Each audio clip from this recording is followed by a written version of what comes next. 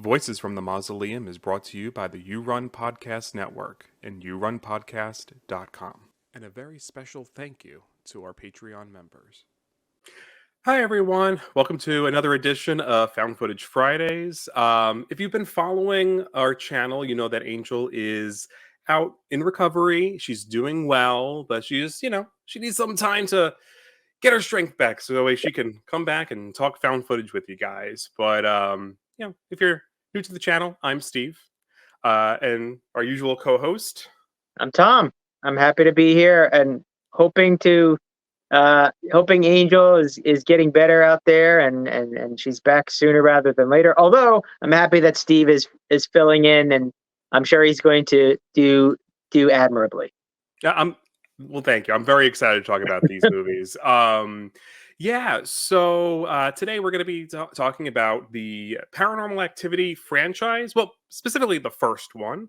But I figured, while Angel was away, we sort of were like, what can we cover? What haven't you talked about yet? And I was like, let's just make it easy. Why don't we just do these films? It's a franchise. It'll give us sort of a good 5-6 weeks of movies to talk about. We can kind of do a little bit of a deep dive into this. So yeah, it's funny. It's funny that we've never quite got to Paranormal Activity at all. I don't know why. When you think of found footage, it's up there, and I think the pantheon is sort of like at least the most recognizable found footage movies. It's got to be up there. So it's kind of funny that we never quite have got to it. Although I think the last episode that Angel and I did was Cloverfield, which is also sort of for people that don't really know found footage. People know Cloverfield, and I would say it's probably the same for Paranormal Activity movies. Yeah, I watched that episode. So I was like, I know you guys sort of were mixed on it. I really enjoyed that kind of Cloverfield, but alas, this is not a Cloverfield episode. We won't go down that tangent. But yeah, so Paranormal Activity, originally filmed in 2007, before it was sort of shopped around for distribution. I think the ending was reworked. If I'm not mistaken, I think they got help from Spielberg himself. If I remember correctly. I could be wrong. Correct me in the comments if I am wrong. I'm pretty sure I remember reading that. And then, so it got distribution. The ending was reworked, and it had a really interesting. Do you remember the viral marketing for this film?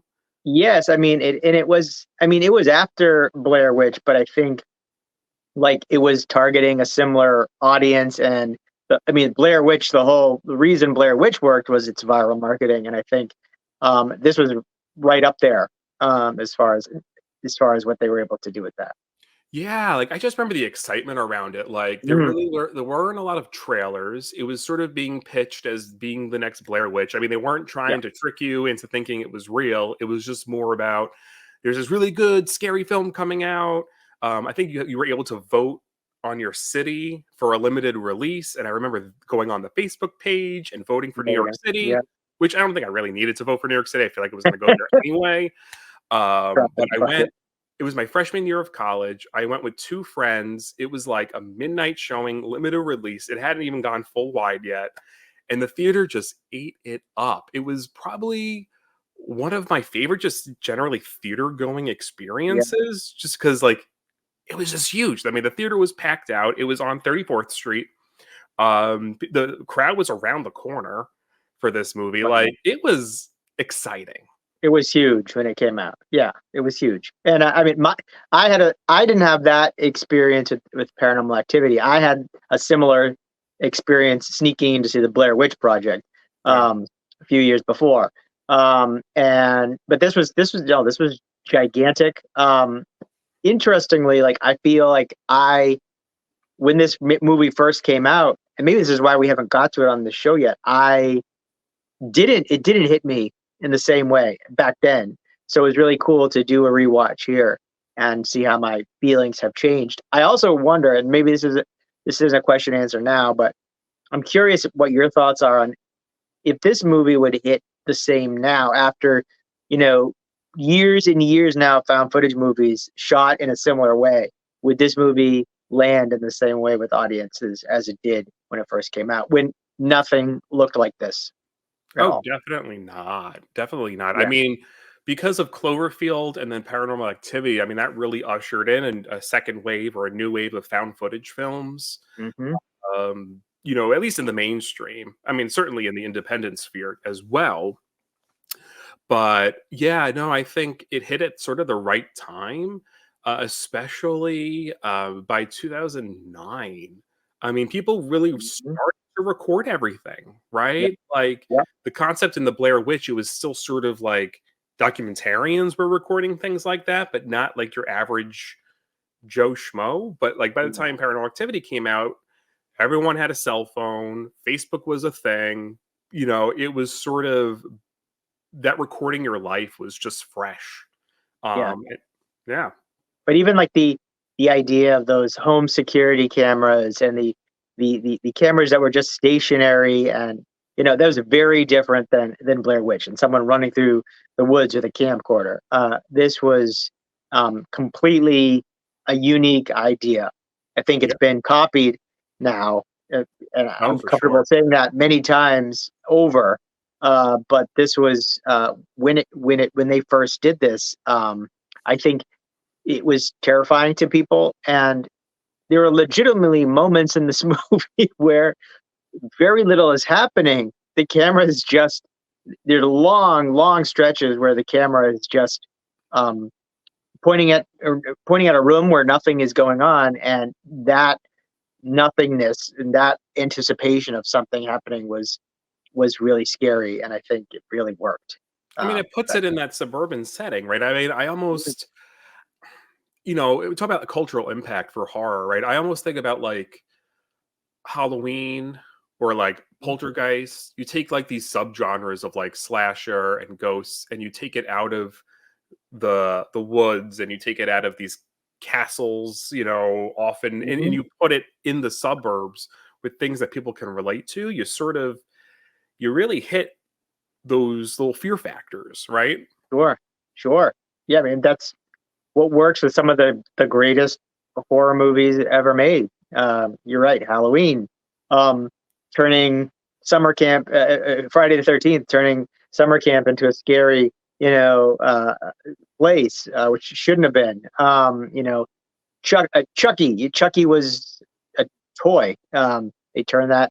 Well, Yeah. in that was in a home. That was a little kid's present. So same idea. All the best horror movies take something that shouldn't be scary, something that's close to home. In this case, literally home, and making it terrifying. Yeah, yeah. But I mean, as for anyone that doesn't know, so the plot follows a couple, Mika and Katie. Um, yeah, Katie, right? Yeah, totally. That's Katie, because their Katie. real Yeah, names are Mika and Katie, and the character names are Mika and Katie, yeah, that's right. um, who are experiencing some paranormal activity at home. And so they decide to get a camera and start recording what's going on. So it's written directed by Oren Peli, who I think stayed on I think so. for a couple of films and then sort of Yeah, went on to just be a producer. yeah, yeah. I think that's right. Um, yeah, and the one of the one of the things that works really well in this movie, I think, is the two. I mean, it has to be the two of them because they're the entire movie. Yeah. Mika and Katie. They are. We talk a lot on this show. If you've ever watched Found Footage Fridays before, about believability, and it feels like it could be the footage that you found on some couple's home video camera, and I think it makes it feel all the more scary because it feels like it could be real footage, even though it didn't do exactly. You're right. It didn't do exactly what Blair Witch did, and make us think that this was going to be. Everyone knew when Activity came out. Everyone knew it was what it was. So I think that was a little bit different, but Yeah. that's one of my favorite things about this style of film. But Paranormal Activity did it maybe better than most in making us feel like these were two real people. Yeah, because I mean, the house feels lived in. I think that was Oren Mhm. Peli's actual home. Yep. They feel like a genuine couple. Yep. I mean, Mika got on my nerves because he felt like a real dude. I was like, just listen to her. That's this dude. Yep. I was like, come on. But like Yep. just moments where they're sort of goofing off on the couch, or the way they speak with each other, even down to some of the arguments that they have. They Hmm. have good chemistry. It really, it played off really well. And I forget as far as what the why he was filming, which is always important. He's filming because he feels like there's something going on with her. She says she's having some sort of experience. Is that Right. right? Right. Yeah. So she reveals to him after they've moved in together that she had experiences as a little girl with her sister. Hmm. So we get brief mentions of uh oh, what's her sister, Christy. Yep. And then they've experienced things, and it sort of goes away. And now it's kind of back again now that they've been living together. And he sort of wants to be the fixer, Right. right? This dynamic of like, okay, I'm gonna get the camera, we're gonna see what's going on. And she sort of just wants it to go away, and she's hesitant with having the camera there because she doesn't want to Hmm. make things happen, and that's sort of an ongoing thing. It's like, don't push it, like don't bring in the Ouija board, Yeah. don't try to communicate with it, just like documentary style, just record. If you catch something good, don't try to make it Mhm. happen. And that in itself is like a pretty common trope in horror in general. There's something bad that will happen, and there's people that don't believe that it might happen, and they do the thing they're not supposed to do and provoke the other thing, and that's sort of like the most common Hmm. framework for so many horror movies, novels, that sort of thing. But Oh yeah. um, yeah, nope. And so he provokes it, I guess, provokes whatever it is, and bad stuff starts happening to Mika and Katie. Um, Before we say too much about it, Hmm. you want to give our ratings for this first installment of the Paranormal Activity franchise? Sure. So I'm gonna give it an 8 out of 10. It's not a Yeah. perfect movie, but as I think I'm also kind of considering my movie theater going experience Mhm. into it Sure. as well. I think it's hard not to have that filter, but it revitalizes a subgenre. It has compelling, fun characters. I Mhm. think the scares start off slow and ramp up. I think the tension is. I think whatever they did to change the ending or rework it a little bit, I think the suspense builds up pretty effectively. Yeah, I enjoy. It's probably one of my favorite found footage films, so I'm gonna give it like an 8 out of 10. Yeah. That's a good rating. Yeah, so I'm glad I've had many rewatches of this movie, which is a good thing because when I first saw it, I was pretty confident. Or it was one of those situations where everybody was so enamored over a thing that it almost um, pushed me away from it. Sure. And sometimes there are shows that have that effect or movies, and everyone was so nuts about this. And I must have seen, I don't know, a trailer or I saw something, and I was like, what's the big deal? And I'd heard, somebody probably say something about having, a bunch of jump scares, and I think I went into it really sour and Mm, didn't have a good first watch, and so it took many years. I've watched it a number of times over the years, and now appreciate it a lot more, especially having watched many many found footage films. I really do see how so many other films of this genre came out of Paranormal Activity. When you think of things we've even watched on the show, like the Bad Ben yeah. series, um, and things like that, where there's so many out there now where people have made low budget. Low budget. This is not a low budget found footage movie. It's some lower budget found footage films with just cameras in their homes and things like that. And this started it all. So for those reasons, I am going to give this movie a 7.5. A 7.5 tapes Great. out of 10. That's a solid score. Solid score. Yeah. I'm gonna say average in there. So 7 3/4 There you go. averaging Yeah, for us. We yeah. got some shows do that. They average the two. And I think I wish I almost could redo this. I wish I could almost go back and watch this kind of like you did and Mhm. let myself be scared by it. I think Yeah. I almost can't repair some of that. And I think it is. it has the potential to be a really scary movie if you watch it in the right environment, in the right headspace. Um, I think it's not as, maybe my score would be higher. I think often I do kind of rate how scared I was watching watching a found footage movie, and I don't think I was. This isn't a movie that terrifies me, Mhm. but there's definitely some really unnerving scenes in this movie. Fair Yeah, to I say. mean, it definitely makes you sort of, you know, look twice, down the hallway or Yeah, something. yeah. So I guess we should spoil. So this is time for spoilers, probably. If Yeah, you so if we you watch the are show, this is the point in the show where you turn away. If you're one of like the 5 people on Earth who haven't seen Paranormal Activity, this is time for you to take a walk. yeah, so go watch and then come back for this, second half Yeah, of the conversation. Yeah, so we got our fancy new there. spoilers I love added it. I here. love that. But yeah, so I mean, really getting into it, it's very simple, at least in terms of the lore. Mhm. You don't really get into the bulk of what the entity is in the next film. Even in the second film, you don't really get much of it Right. either. Just a little, like very little bit. That's what I also really like about the franchise. They drop little tidbits in each film as you go along.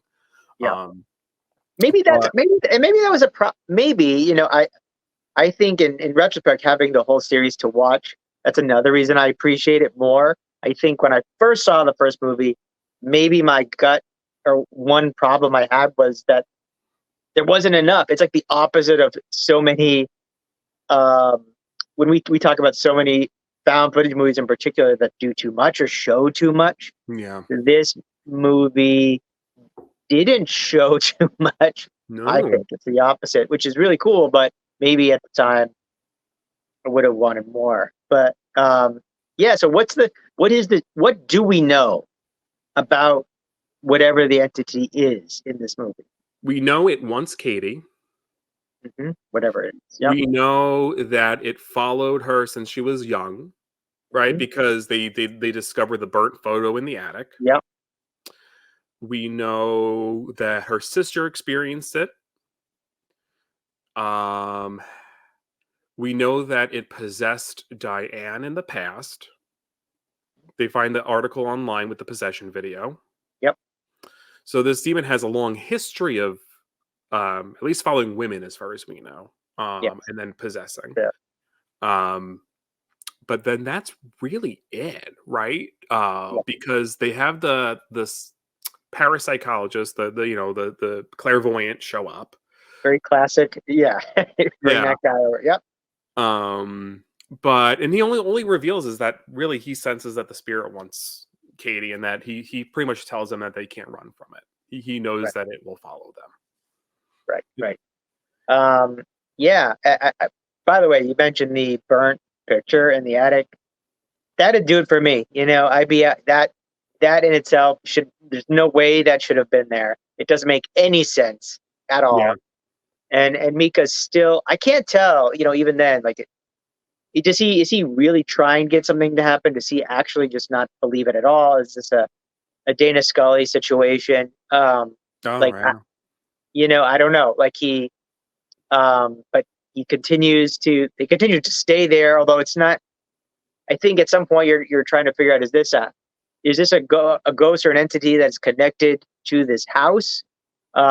Is it Katie herself? Like, there's a lot of those sorts of questions Yeah. um, going on. But I mean, I would have been out of Yeah. there. Done. It's Out. definitely wouldn't have been filming and provoking and all that stuff. Still, Yeah, I think he definitely was just not a believer for sure. And it was just the idea of like poking the bear, and she's like, "Well, you're not really taking me seriously." Or he also sort of gets in his head of like, "I have to fix this problem." Sort of when he yeah, starts to really see that it's pretty real.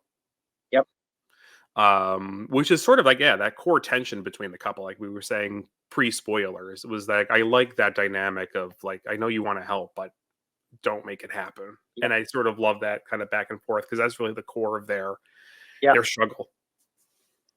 It's some of the greatest aspects of this movie. In addition to that, the chemistry between the two of them. were some of the completely unique, um, first time ever done sort of shots and images, I think, that you see in this movie. Um, and as I mentioned earlier, this idea that some of the camera just sitting there and you're waiting, you're seeing the clock and the ticker at the bottom go by, and Yeah. whether it's Katie getting up and just sort of standing by the bed, or a million different things. Or you see something slightly moving, you see a shadow, you saw the footprints in the powder or whatever that they laid down, like just some really cool, and you a lot of build up to the end of this movie. Yeah, A I lot of really tension. love, like you're saying, just like the iconic bedroom shot. Like it's on the poster. Sort of, I think Yep. if you just showed that empty bedroom from that camera angle, everyone would immediately know what movie you're Yep. talking about. Iconic imagery. Yeah. But yeah, I just love that as a framework for the film. And then they sort of play with it as you get towards the end of the movie, right? You sort of like you feel safe during the day because you know the things happen at Yep. night. And then at some point in the film, like in the third act, it shifts. Where it happens during the day. I think that's where Katie gets the breath on the neck. Yep. Her hair moves. Yep. The picture of the two of them gets smashed, Yep. and you're like, oh, okay, it's getting real angry. And that was after the Ouija board.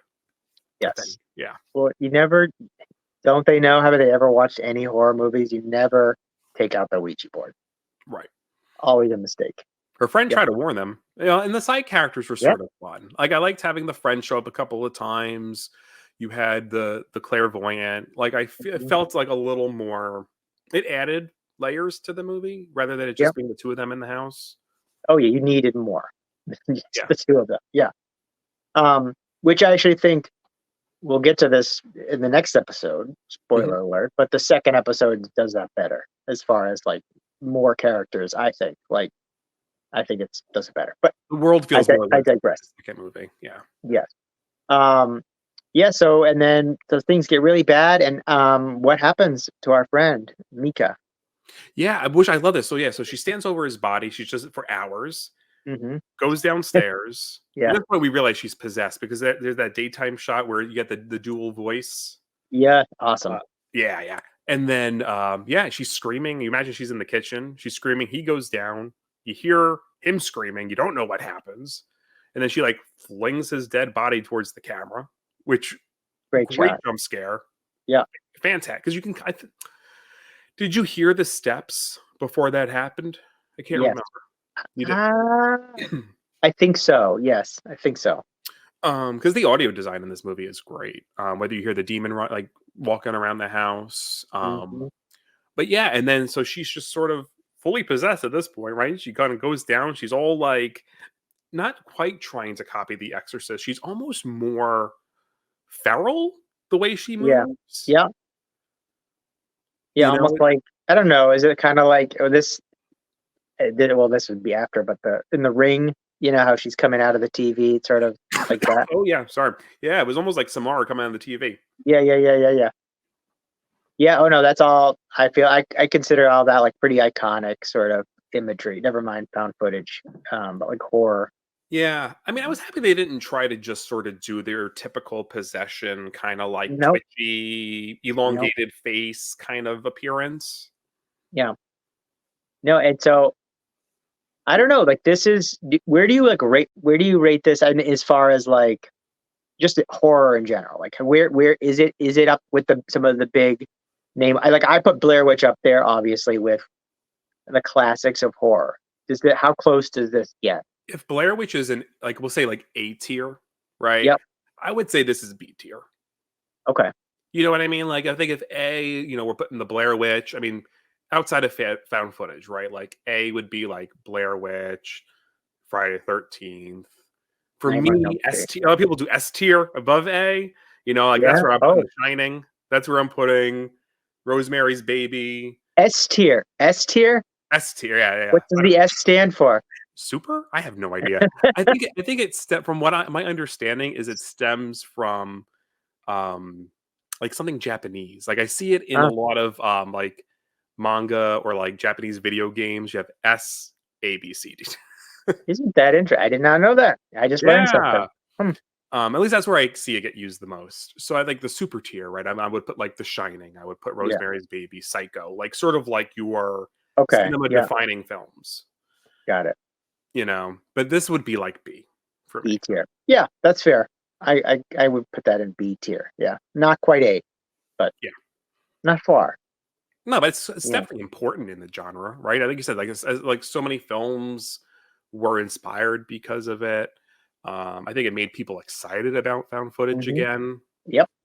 Sort of brought it back. It hadn't been gone that long, but like I 10 think years. after Yeah. Paranormal Activity is when it hasn't. I mean, I feel like it's in it. It's right now we're seeing a resurgence again, but it didn't ever really go away after Paranormal Activity. No. I don't think.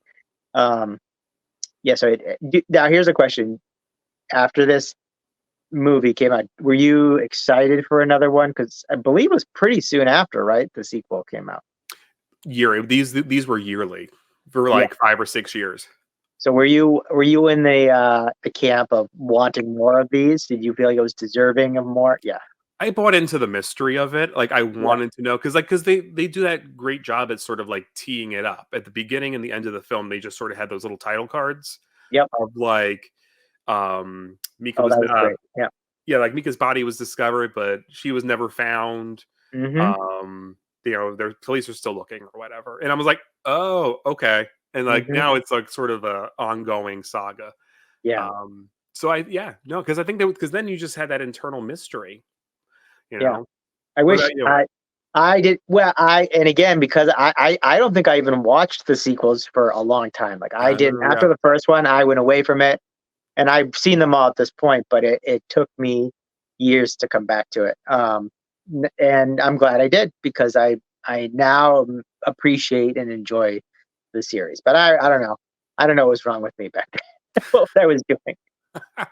Sometimes movies just hit you like at the wrong time and you have to just go back and rediscover it and Yep. No, that there's a lot of movies like that that I would say yeah. I come at it with a completely different viewpoint and different time in my life and all things like that. Um so yeah, Paranormal Activity. This is the first. And how many came after this? So there's 5 main ones, then there's the Yeah. marked ones, which is sort of the Right. in between, Right. and then and that's it for that storyline, and then they just did the Paramount Plus Next of Kin movie, Right. Absolutely. which I heard sort of is I haven't watched it yet, it's weirdly enough, I don't know why, I've seen it. Yeah. but it sort of jumps out of found footage, right? It sort Definitely. of Definitely. does like a Book of Shadows situation. Yes, Yeah. it's gonna be very reminiscent of. I mean, time period very different, but like, yeah, it does what it's the Book of Shadows of Paranormal Activity for sure. Yeah, yeah, we'll get to it, Yeah. right? Which, people yeah. But yeah, so thank you for checking us out for our paranormal activity discussion. Next week, we're going to keep the party going with Paranormal Activity 2. So be sure to check us out next Friday. All right, see you See guys you. then. Happy Friday. Happy Friday. Hey fam, Newman here from Movies for Days, your non-pretentious easy access movie chat podcast and weekly deep dive into any film from any genre, from any decade with anybody's guess as to how we chose that movie that week. Proud member of the You Run Podcast Network. Check us out where all great podcasts can be heard and on Twitter at Movies Days. Movies is spelled regular, Days is spelled with a Z.